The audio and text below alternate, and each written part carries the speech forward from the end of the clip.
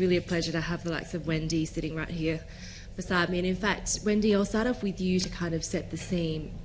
Just as it seemed like the global economy was starting to come out of the COVID-19 disruptions, we had this prolonged war in Ukraine, which of course has caused myriad more supply chain disruptions and contributed enormously to the jump in inflation and energy and food prices around the world. We've also at the same time still had China sticking to COVID zero, and we continue to see the slowdown in growth across many economies globally.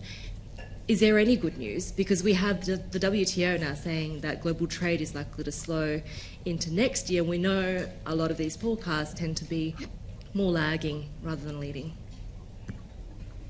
Well, that's a great question and an important question. I'd start off and just say it's great to be back in Australia. And Heidi, I'm glad to know you're a real person. I've only seen you on TV. So it's really my honor to be here and with some good friends, in this room, and I'm sure online as well. I'm a former trade negotiator, and as a former trade negotiator, you're taught to kind of be an optimist, because things can get so bad that you just kind of have to be resilient and upbeat. And so when I was asked to kind of lead this off and kind of give a scene setter for the global economy now, it's hard to be optimistic. But I'm not going to be alone in this. And when I was preparing for this, just last week in Washington, the IMF had their meetings, and so a lot of finance ministers in town and others, and the IMF released their updated forecasts. Of course, they're all downgraded numbers. And I just want to share with you some of these quotes, because some of these are pretty striking. When the head of the IMF, she was talking about all the headwinds facing the global economy, her words were, "Buckle up. Things are likely to get worse before they get better." Her director of research said, "The worst is yet to come." The World Bank president said, "We're dangerously close to a global recession." And the WTO Director General said, we're facing a multi-pronged crisis. And so for leaders of international organizations to be so frank and really so concerned, and I think this just brings home what a tough and difficult future we're facing. Now, you asked me are there any bright spots? And there are. And frankly, Asia has been growing with the exception of China. And I was almost stunned by these numbers that Vietnam, for 2022, its economic growth number is going to be 7.7%. India is at 6.8%, and the Philippines is over 6%. So that's pretty encouraging. And the forecasts for next year are also strong for these countries. But as you mentioned, there are a lot of headwinds that are facing not only these countries, but the global economy. Many of these countries rely on exports. And frankly, if global growth slows, and the IMF has global growth slowing now to less than 3% next year, or around 3%, then their ability to export is going to obviously be affected. The region is also going to face, a lot of headwinds from higher interest rates by the United States Fed. In Europe, there'll be an energy crisis, and there's, predictions that Europe might go into a recession. And of course, the big trading partner, China, is facing enormous headwinds, particularly the COVID zero lockdown. And so far in the 20th Party Congress, there's no indication that's going to be lifted anytime soon, as well as an unprecedented housing crisis. Also, the fallout from the Russia-Ukraine war, and if there's an escalation of that war, will food prices, energy, and fertilizer prices go up? There's always threats, and I hate to say this in Melbourne, because I've learned that you guys are probably locked down more than any other population next to China in the world. But, there's a danger of new COVID variants, and that could affect, the economic growth of these countries, as well as climate change. And so, a lot of potential headwinds which could lead the growth rates to be downgraded. The thing of real concern also is that the G20, which really came to the rescue the last time the global economy faced such headwinds, is not really up to the challenge. And we saw that last week in Washington when the G20 finance ministers came together, again, largely due to the Russia-Ukraine war, unable to release a joint statement. But even, I think, more concerning, at least, based on my conversations and reading the reports, it was more of a blame game than kind of a roadmap for coordination and cooperation. And so, that's pretty serious. I'll stop in 1 minute, but let me just talk just a minute about trade. As you mentioned, Heidi, the trade forecasts are pretty bleak too. Global trade, according to the WTO, it was supposed to grow by 3.5% this year, but only 1% next year. And global trade, the prospects for global trade faces the same headwinds that I mentioned the global economy faces, but there are also other headwinds they face, including increasing protectionist measures by countries around the world, including data restrictions and export restrictions.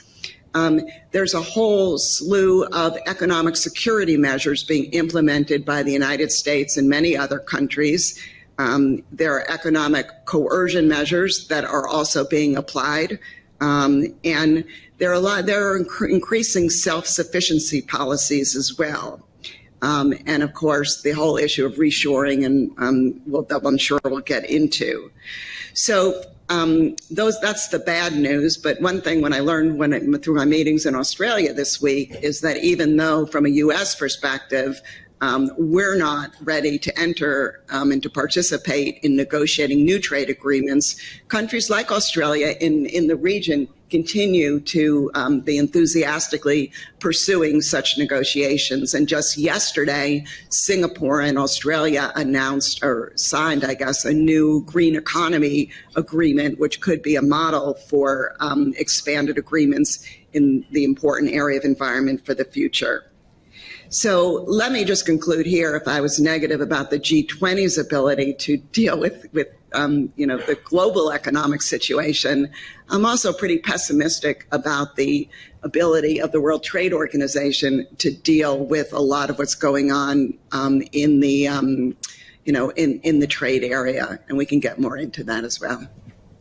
Wendy, for an optimist, that was really bleak.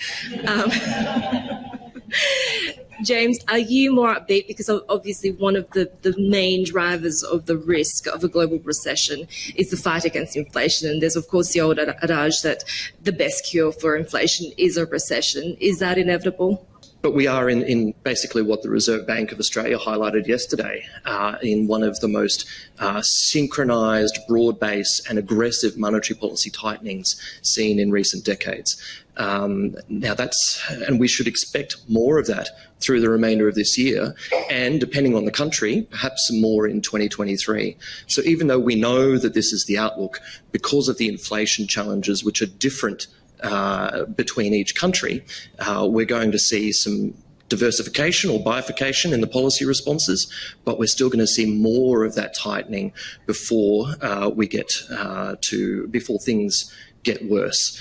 And so what should we expect to see over the course of the coming months, later this year, and as we emerge into 2023?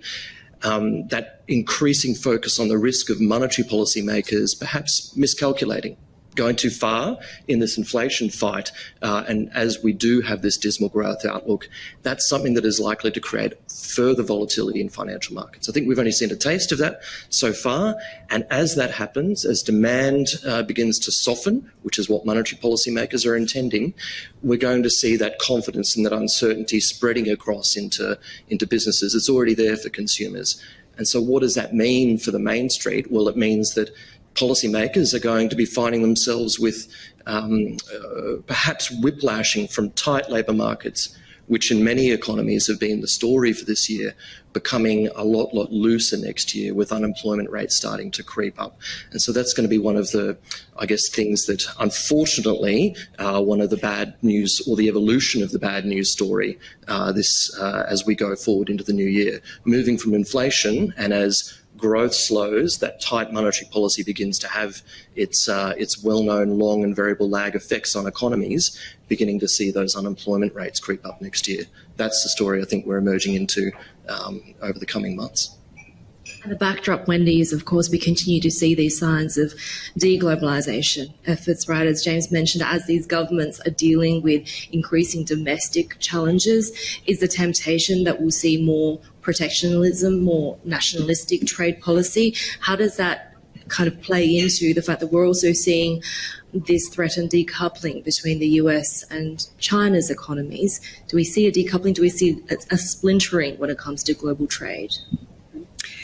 Yeah, I mean, I think that's where we're headed in global trade. You know, it's interesting through my years. I mean, in the trade world, yeah, we had the GATT and then we had the World Trade Organization, but there were always bilateral negotiations going on, or what we called regional or plurilateral negotiations going on. But there was always kind of this expectation or maybe some kind of hope that this work would kind of feed into the WTO and to multilateralism at some point. So it was viewed as kind of like to kind of push the multilateral system forward. But for me now, when I look at the new groupings and the basis upon which groupings are, you know, being established, or the type of work that's taking place in certain coalitions of countries, it doesn't seem to be, the focus is not, let's make the rules and then let's, you know, move it over to Geneva. I think it's, you know, these are kind of very separate exercises, because I think there is a view that a lot of the differences between countries with different values, with different, you know, views on the role of the market and the role of the state, different views on the rule of law, it's very hard to come together. And to, you know, come up with, you know, a multilateral set of rules. So again, you know, I'm not optimistic. But let me just share something, you know, because I know we're talking about fragmentation and deglobalization.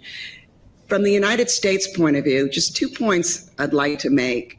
And the first is, when the United States looks at globalization now, kind of the consensus view is that globalization, while it, you know, it helped to reduce costs and improve efficiency, it left a lot of people behind. It exacerbated income inequality, and it led companies to offshore jobs, leaving us with, you know, an industrial base, a weakened industrial base. And so this has really given impetus to the Trump years, but also under President Biden, the worker-centered trade policy is, you know, kind of a response to this as well. Second, when the United States looks at globalization, I think COVID and our you know, geostrategic competition with China is also like a wake-up call that we were kind of asleep at the wheel, and that a lot of the production of essential and critical products was, you know, we were no longer making them. And of course, COVID brought that home when we couldn't find ventilators and masks and, you know, that type of equipment. But now when you look at, you know, where the rare earths are and where critical minerals are, not just that China is the main, you know, main supplier, but that China's been all around the world for the past 10, 20 years, kind of locking up resources in Africa, Latin America, and elsewhere. So I think the U.S. response is that we need to do more at home, become more self-sufficient, and work more closely with our allies and partners like Australia. But again, not with the hope or expectation that then this work's going to move to Geneva. Elisabeth, I want to bring you into the conversation for the Australian perspective. Obviously, ours is an economy that's deeply dependent on trade, and regional trade is a big component of that. How does Australia balance the concept of being an open trading system with potentially increasing the need for greater economic sovereignty? And we spoke a little bit this morning about potentially the room for middle countries like Australia to become norm setters and standard setters. Do you see that opportunity? Thanks very much, Heidi, and thanks so much for the ability to participate virtually when my flight was cancelled this morning. Look, Australia really has been a beneficiary of open rules-based trade with the WTO at its core, despite the challenges that Wendy mentioned, but also the beneficiary of regional trade rules, which have been established through various trade agreements. I am one of those enthusiastic trade negotiators that Wendy met in Canberra, And certainly our web of 16 in-force FTAs now covers over 70% of our two-way trade, which means that while we have the WTO at its core for the foundation for all our trading relationships, preferential arrangements are becoming increasingly important. But those preferential arrangements are in themselves a system of rules and norms, which further reinforces the fundaments of the WTO system. Now, this coverage will increase to 80% when our recently concluded agreements with the UK and India enter into force, and then up to almost 90% with the EU. And there are others prospectively in the pipeline. So we do continue to negotiate enthusiastically. What's important for Australia is that 1 in 5 jobs are dependent on trade, and that still holds. That was a statistic that we first really publicised in 2015, but we've done recent research that really does reinforce that's still relevant today.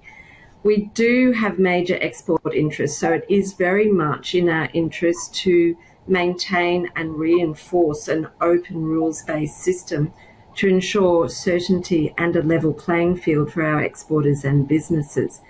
But at the same time, of course, the recent headwinds that have been identified by Wendy and James with COVID-19 lockdown, Russia's invasion of Ukraine, high shipping costs, impacts in China, have had headwinds on trade and in particular on global supply chains. But our experience has been that, in fact, open trade and rules-based trade has ensured our resiliency despite these headwinds and has not deterred that resiliency. And indeed, clinging to open markets and rules-based trade is probably the most effective response that can stand us in good stead in the face of these headwinds to ensure resilient supply chains.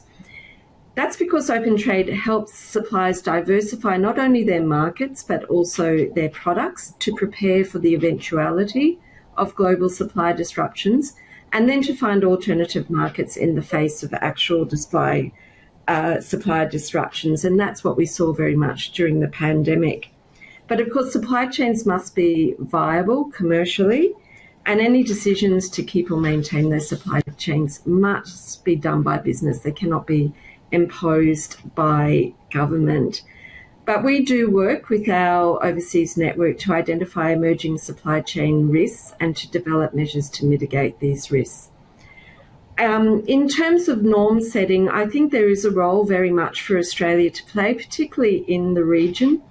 We are a member of key regional economic agreements, for example, the Regional Comprehensive Economic Partnership Agreement, our agreement with New Zealand and ASEAN, the ASEAN-Australia-New Zealand Free Trade Area Agreement, and of course the CPTPP, and now embarking upon negotiations on the Indo-Pacific Economic Framework. We work very closely with ASEAN. We see ASEAN as being very core, and all of the work we do with ASEAN helps reinforce and maintain ASEAN centrality. But these regional agreements that we are party to, we do very much seek to influence the norms and standards that are reflected in those agreements to ensure they're high quality, truly trade liberalising, but also reinforce economic resilience, particularly in the region. Thanks, Haidi. Michaela, I want to bring you in on the digital piece because obviously both Elisabeth and Wendy have talked a little bit about just the huge detrimental impact that we saw on supply chains. In fact, certain pathways to trade were completely closed off, particularly in the early months of the pandemic. And we continue to see that impact, of course, with COVID zero, the rolling lockdowns in China, as well as the supply issues afflicting Europe and the UK at the moment. But from a digital perspective, what were the lessons learned? And you think going forward, what's a role that digitalisation and technology can play to try and at least alleviate some of that burden? Well, thank you for the question. And can I first say it's hard to come after such a distinguished panel and lovely friends. Lovely to see everybody today. And two big big questions there. I mean, one about supply chains and one about digital trade, which is a bright spot I'm happy to bring into the conversation. On supply chains first and quickly, because I know we'll come back to it.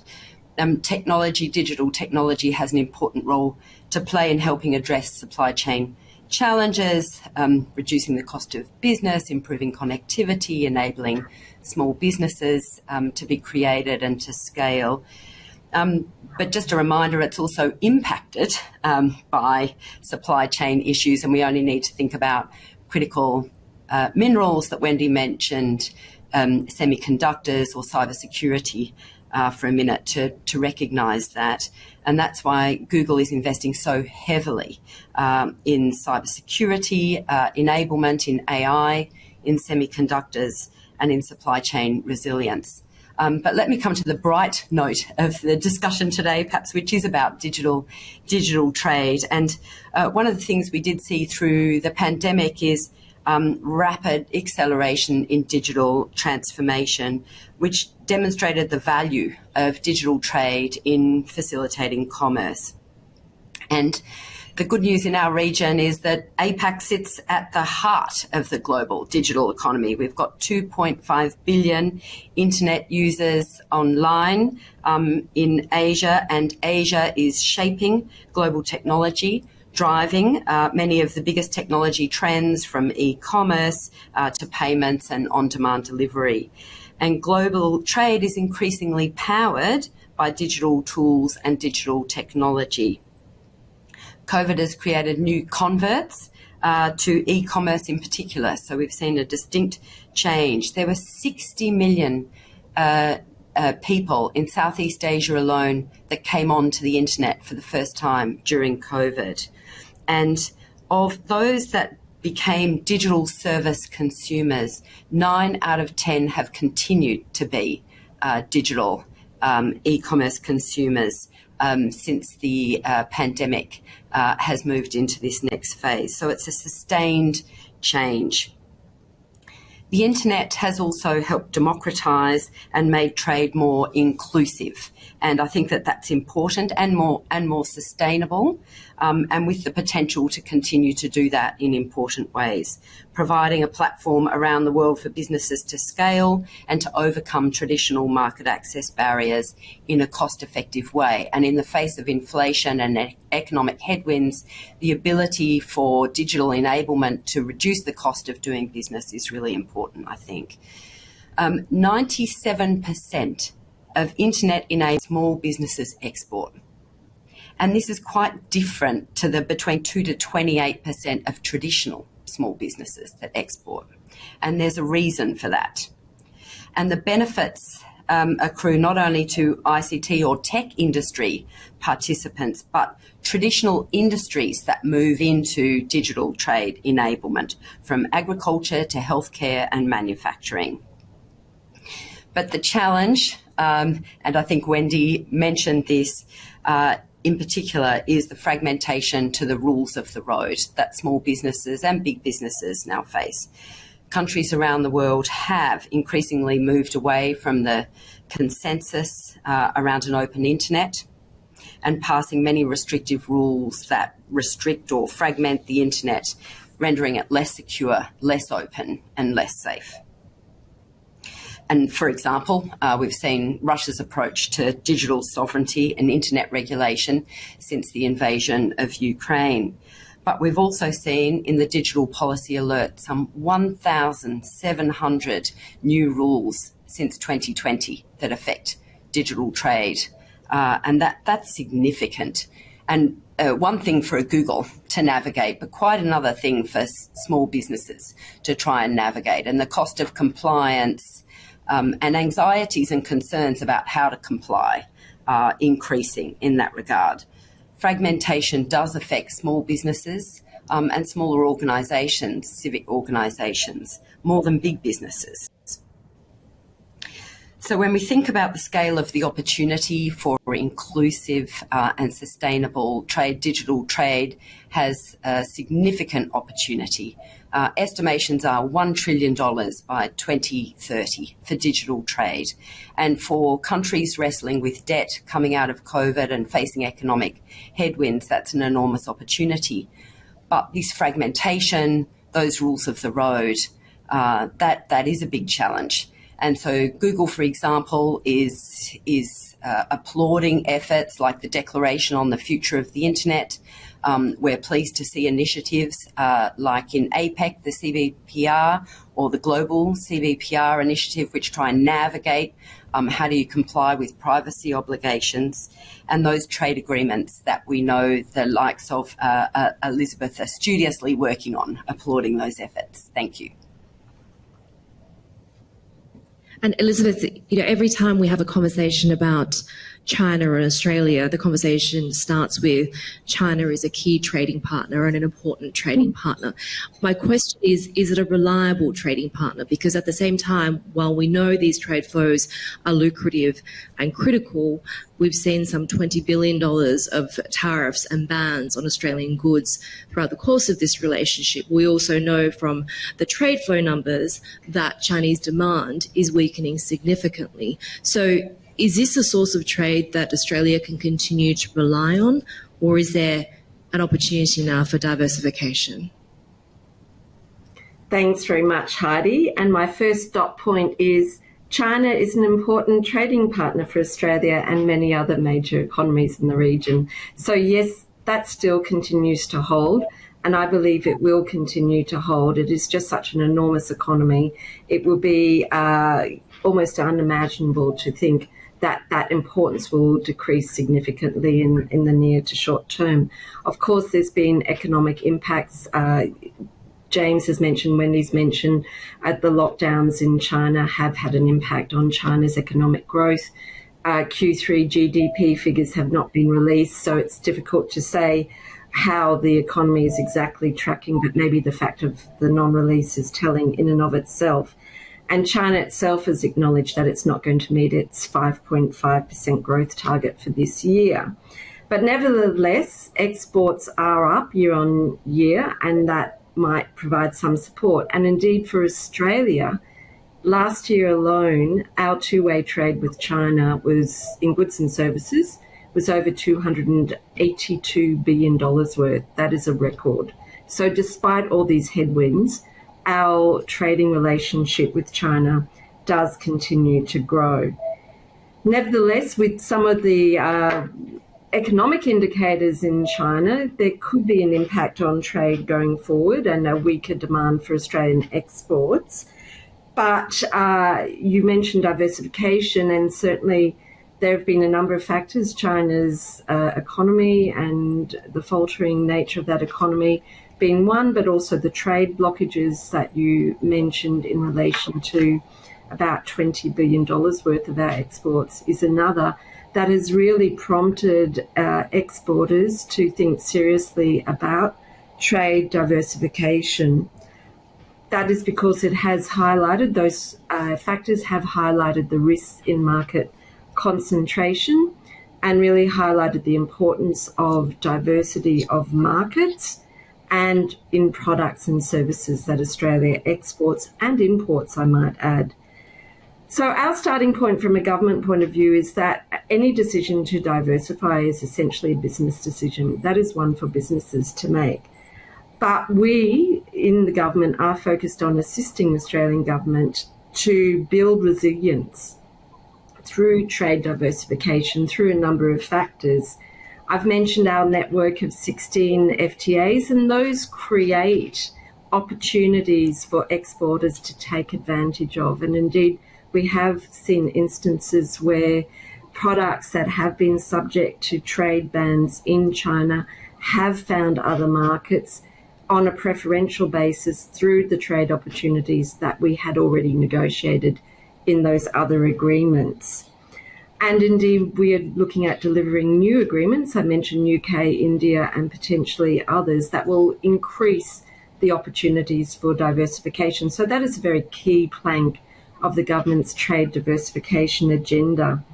I also mentioned previously the maintenance, the importance of maintaining open trade and supply chains to keep global markets open, functioning and rules-based. And that's also an important part of diversification. We are looking at strengthening our already very strong trade and economic ties in the region, more recently through the CPTPP, RCEP, and also through the Indo-Pacific Economic Framework.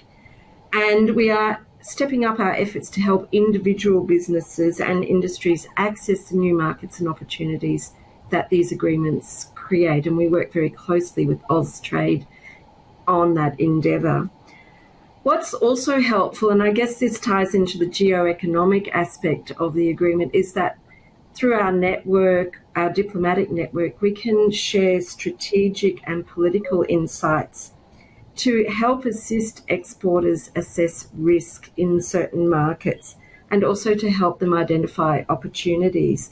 So if I give a very clear example of our engagement and how that has led to a change of thinking with business, we can see that businesses are beginning to adapt to the changing geopolitical environment and indeed all the other challenges in the global trading economy that we've already spoken about today.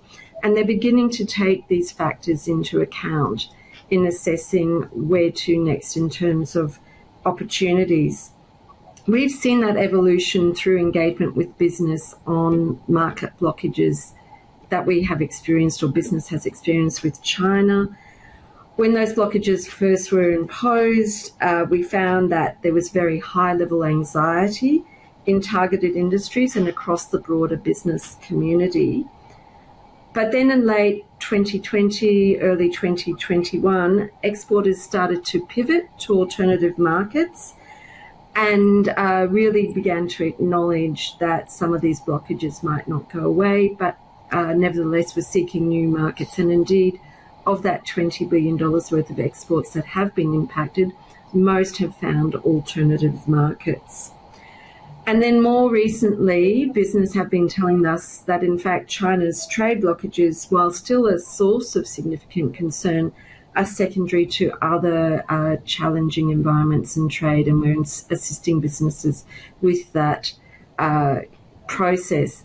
So I end where I started. China will continue to be an important trading partner, not just for us, but many in the region.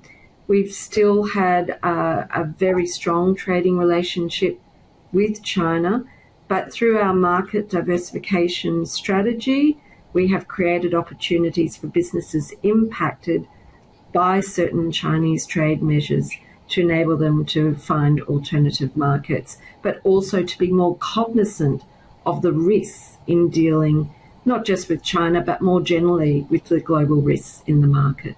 Thanks. Wendy, Elisabeth has just laid out the suite of multilateral, bilateral trade agreements and instruments that are on foot at the moment. We can't understate the impact of US trade and economic policy in this region in terms of determining trade flows and the trade dynamic. The Indo-Pacific Economic Framework, which is, of course, President Biden's signature Asia Economic Initiative, does that adequately fill the gap that a lot of critics say has been left in America's economic trade policy in the region? Well, in my view, the Indo-Pacific Economic Framework is just a critically important step forward by the Biden administration, because up until now, we really haven't had a strategy for economic engagement in this region in recent years since we left TPP, creating a huge void, that others have tried to fill. It's not. And I hate, people say, why does the administration, when they talk about IPEF, the first thing they tell you what it's not. But since I'm not with the administration, I can start with this. It's not a traditional trade agreement. And so once you get over that, and a lot of people can't get over that, they can't get over that hurdle, there's a lot of positive and things about IPEF and a lot of potential. And we'll see over the coming months whether this initiative can live up to its potential. And for me, one of the most exciting things about it is that it takes on new issues that traditionally aren't found in trade agreements, like decarbonization, like resilient supply chains, like anti-corruption. And the challenge for the administration will be is, can they deliver meaningful benefits working with the other IPEF partners that can stand up against outcomes and deliverables from a trade agreement. This initiative, the way I understand it, is going to be kind of a combination of like legal text. Some of it will read like a trade agreement, but it will also have a lot of cooperation aspects, capacity building, and in some ways might look like, some of the APEC outcomes that we've been used to as well.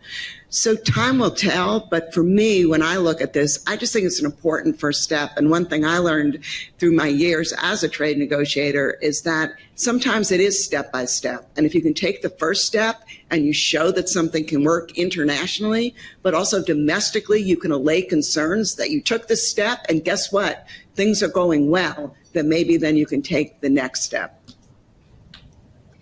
Wendy, I have to say one of the hurdles that a lot of people also can't get over is whether the US will come back to TPP or CPTPP.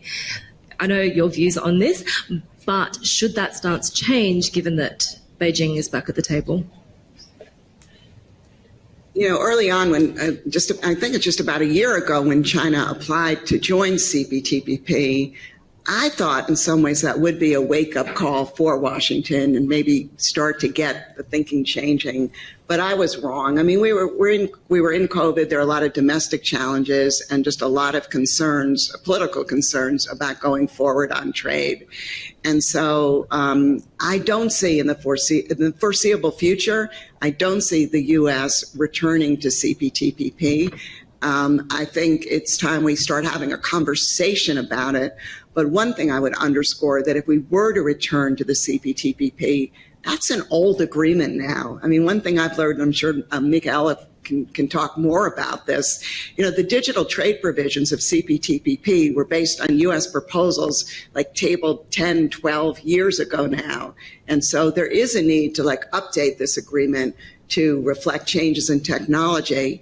For the United States, the big trade agreement that we've done since TPP was the updated version of NAFTA 2.0, the USMCA. And I think if we were going to ever think about returning, we would seriously need to look at some of the updates and changes made to the USMCA, some of them that may not be that popular with our trading partners. But I don't see us ever returning to the agreement as is. And that's one of the things about trade agreements going forward. It takes so long to negotiate trade agreements, to ratify them, to put them into force, and technology is moving so quickly. So I think as we look ahead, we're going to need to think of kind of new models and new forms and new kind of partnerships with the private sector to address these issues in a real dynamic way. James, another thing that strikes me as potentially feeling outdated, and Wendy touched on the paralysis of the G20 not even being able to produce a joint communique. But is there still hope that G20 members, and I should also point out, obviously, in previous crises, we've not just seen coordinated economic efforts, but also China being able to play a counter-cyclical factor. Is there a chance of that this time, given that we know so many of these countries? I'm looking at you, the UK, where policymakers at the central bank and the government can't even get on the same page. Look, it is going to be a very, very difficult environment for the G20 to navigate this. The multi-pronged challenges that Wendy referenced at the beginning from the IMF's discussions at the most recent Washington meetings are not just affecting their own economies, but they're affecting the global economy more broadly. And so whilst those G20 members are having to deal with energy and food cost issues, they are much more capable of dealing with some of those food and energy price pressures that are coming through in their own economies than some of the more food insecure and lower income economies. And so whilst you have joint work going on within Europe to make sure that they can latch onto and secure energy supplies ahead of winter, and adjustments for households in those economies to be able to weather this energy price shock. It's much harder to get people or economies to adjust to reductions or volatility in food supplies. And so that then leads to much more instability, and then brings on not just, it broadens some of the security challenges beyond what we're seeing within the Russia and Ukraine sphere for not only Europe, but for the G20 as a whole, as some of these lower income, as I said, food insecure countries have much bigger impacts and security challenges that require interventions and, quite frankly, require an extra bit of policy focus from G20 members through all of the forums, not just through G20. So there's, I guess, as I said, those multi-pronged challenges make some of the G20's whatever was on the agenda, perhaps being pushed down the list as we deal with the most pressing matters at hand. Michaela, you spoke at length about the benefits of digital trade and how it represents a huge opportunity for this post-pandemic recovery. I'm wondering about some of the biggest challenges and uncertainties, and I know you've spoken about cyber attacks, for example, security, regulatory overhang, but I'm also curious about the trade alliances, because as a specific example, I'm thinking of a chip foundry in South Korea who can no longer do business with China, for example, as a result of the Biden administration's chip curbs. Are these the sorts of issues that are now coming to the fore as a result of the geopolitical fragmentation as well? So I think what you're talking about is, and certainly one of the things that we're seized of as we all realise that we're living in a digital age, is how do we govern ourselves and still enable the trade and innovation and the connectivity which offers so much promise in order to do that well. So as we think about our economic security, how do we think about not just the cybersecurity, not just the protection, not just the defence, but also that economic growth, sustainable, inclusive economic growth that allows us to innovate, is important to our economic security, separately and collectively. And so one of the things that we think about a lot is how do we try to build trust and confidence in a digital age, and sort of advance workable models to enable that economic security to flourish, and key principles which I think that we should be looking for as we look at trade agreements or arrangements between countries that set the rules of the road, should be about things like interoperability, maintaining openness that allows you to innovate and grow, inclusiveness. Don't want to lose inclusiveness and sustainability because we're bringing in, stricter, tighter rules, and rules which allow us to navigate this new world with trust and confidence. So a lot of people I mentioned earlier, those models like CBPR, which allow you to try and navigate things like privacy and security rules in a way that allows you still to have that interoperability, is going to be increasingly important. So trusted data flows. And I think one of the other things that was important that's mentioned is that the technology is evolving. So as we're trying to think about what the policy solutions are, we need to keep abreast of how the technology might be evolving to help us solve some of these problems differently. And you don't want policy or regulatory frameworks to prevent you from adopting that technology. So, if we think about how do we protect data, for example, distributed secure cloud is an important way of protecting data and enabling data flows with trust. So data stored in one place, which people might have thought was a good approach to data security a few years ago, might not be the best way of delivering data security now. One of the other areas that I think that we'll probably touch on is the challenge of cyber security. including for critical infrastructure and those supply chains, but also just the scale and complexity of cybersecurity now. And it requires a considerable investment from all of us in order to maintain that secure, open internet that's going to deliver so many of the benefits, and not just the commercial benefits or the growth benefits, but the human connectivity that we value. So significant investment is needed in technology that is secure by design, but also having openness and transparency about cybersecurity to make us all more safe. So providing technology that is secure to people across the ecosystem, providing access, open and free access to secure technologies, which is a big part of what Google seeks to invest in, and also sharing information about the threat landscape or the vulnerabilities where they are, which is one of the things that Google does at scale in order to protect the entire ecosystem and allow us to continue to trade and engage with each other with trust and confidence. I think we do have a few minutes if there are any questions from the room. But in the meantime, I actually want to bring up the audience poll that we had up earlier this morning about the greatest threat to regional and global peace and security. So hopefully we've got some responses there. And still food insecurity and rising energy costs. And James is very heavily upon what you were talking about earlier, is still there at 40%, and actually obviously intercorrelated with the impact that we see from the Russia-Ukraine war as well. I see there is a couple of questions. Maybe we'll get a microphone to you.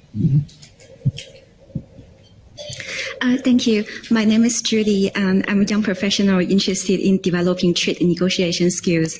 Stories are memorable. If possible, could the panelists share a case with tough trade and negotiation at the beginning, but fruitful mutual benefit outcome between Australia and one country such as China or other country in Asia? Please emphasize on the difficulties and the trade negotiation skills used, and also the benefit realization, the socio-economic benefit out of the trade agreement. Thank you so much. Wendy, I feel like you must have some great stories. I think the question was to give an anecdote or a story where you've had a really tough trade negotiation and the payoff, if I understand that correctly. Yeah. Well, welcome to my career. That's where we always say trade negotiators need to be resilient, and probably, I think, the toughest. For me, the most rewarding negotiation I ever worked on, but also the most challenging, was being the chief U.S. negotiator for the U.S.-Korea Free Trade Agreement negotiations. And for anyone who's negotiated with Korea, you probably know what I'm talking about. Very, very tough negotiators. I mean, I remember sitting down with the Koreans, and this is 15 years ago, and they had kind of mapped out every trade agreement that we had done to date on like provision by provision, and basically asked us if they could get the weakest provision that we agreed with Oman or Bahrain or whatever. I mean, the preparation, the hard work, but also the tenacity and the emotions, very, very hard. But, and a lot of skepticism around the world, that people viewed Korea as very protectionist, and particularly in agriculture. And there were a lot of, domestic unrest during those trade negotiations. But as chief negotiator, once I got into those negotiations, it became very clear that something was happening, and Korea was going to do this, even if, a lot of our trading partners, including the Japanese, were telling me I was wasting my time. And a lot of domestic constituents just didn't believe that Korea would ever open its agriculture market. But I think the recipe for success in a trade negotiation, and I'd be interested in if Elisabeth agrees, is that if you have a partner that wants to be at the table and has the same objective as you have, and Korea did, they wanted a free trade agreement with us for their own reasons, not because the U.S. was pressuring them to do it. They wanted it because they felt they were in a position in the region, sandwiched, by some larger trading partners, and they knew if they were going to be competitive going forward, that this was going to be a key driver for them. And so, worked hard, a lot of ups and downs, but and frankly, it took us. From the time we concluded the first negotiation with them, we went back to the table 2 more times to ask them for more, but it took about 7 years or so to get this through, or 5 years to get it through our Congress. We just celebrated this past year the 10th anniversary of the U.S.-Korea Free Trade Agreement. And I'll tell you, people were really celebrating in both countries that it was a win-win agreement. And, I just remember the anxiety on behalf of the Korean people that if they opened their market to the United States, that, the world as they knew it, was going to end. In other words, our companies and our farmers would come in and just take over all of their industries and their agriculture. And from the U.S. perspective, we were very concerned about automobiles and auto imports.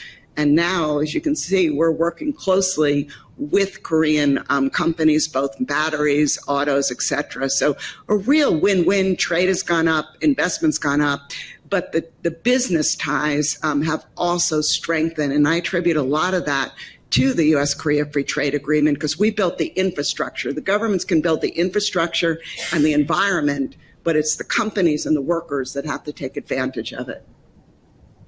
Elisabeth, I'd love to hear it. Hopefully that was the question.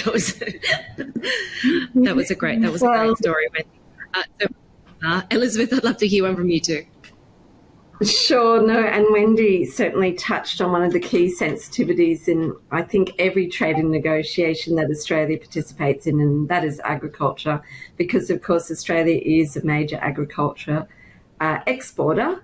And we are very offensive in ensuring that we can get market access in other countries' markets for our agricultural products. And while we didn't quite have, I know with the Korea-US agreement, Wendy, there were fights on the floor of Parliament in Korea when it was getting through the Korean Parliament. We didn't quite have that negative experience. But I would say our most recent negotiation with the UK was challenging in some respects, even though, yes, the UK were very focused on wanting to get the deal done.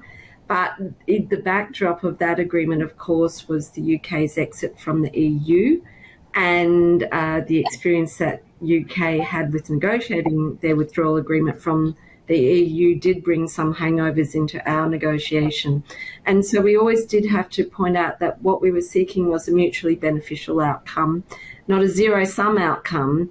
And really that's what we aim for in all of our agreements. So and this is an interesting aspect. Sometimes you can underestimate your negotiating partner because you think you come from the same culture, such as the US or the United Kingdom, but everyone has different approaches and different cultural approaches as well that really have to be taken into account. And we are quite good, I think, in Australia as negotiators as being quite flexible and creating solutions.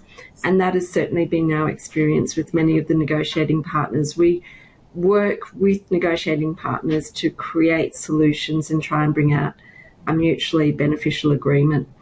I would note that ASEAN has a different challenge negotiating with ASEAN, and we are negotiating our upgrade to our agreement with ASEAN at the moment. And that is because ASEAN negotiates as a bloc. So all of their negotiating positions are caucused extensively in advance and then put on the table for the trading partner. And that can have its own particular dynamics. Sometimes intra-ASEAN dynamics can impact on the negotiating position with the other negotiating partner, even though an issue might actually not be of concern with the bilateral negotiating partner. So that is a challenge where we have to understand what the intra-ASEAN politics and sensitivities are in order to achieve an outcome in our negotiations with ASEAN. So that's something we're also experiencing at the moment in our upgrade with ANSPTA. Thank you, Elisabeth. I think we might have time for one more question if there is one from the room. Can I add in just to that point there on trade agreements? As a former trade negotiator, but we've touched on it slightly today, and we've got a couple of formidable negotiators in the room. So my point is more about digital trade agreements. I was involved in the US-Australia Free Trade Agreement, which was significant at the time, second longest debate in Senate history as to whether this served Australia's interests, and it's delivered extraordinary benefits to Australia over its more than decade in force. But at the time, it was one of the first agreements to look at something like digital products, a long discussion on an internet-enabled fridge. I don't think I'm giving away trade secrets here when I say that was a difficult and rather perverse conversation. And it does bring us to the point that when we're thinking about trade agreements going forward, it's so important that people understand, as negotiators, the technology and what that means. What about blockchain? What about distributed cloud? You know, as we're thinking about the policies for our domestic frameworks and the arrangements for our international engagement, we need to keep abreast of how the technology is evolving to make workable solutions. Thank you, Michaela. One last question. Hi, my name is Grace Corcoran. I'm with AsiaLink. I just wanted to ask, I guess this is directed more at Elisabeth. When we talk about trade, we often talk about diversification of our trading partners. But what about sort of diversification of industry? Like using China as an example, in the past 5 years, many industries, failed to be able to keep up their sort of trade levels, whereas the arts and creative industries were able to thrive in many cases.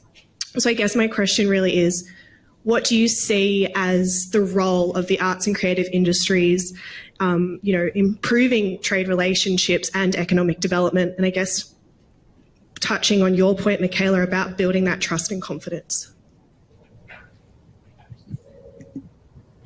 I'll start and then I'll turn to Michaela, but certainly that point on not just diversification of markets but of products and services is a key point that the government is focusing on at the moment as part of its trade diversification agenda.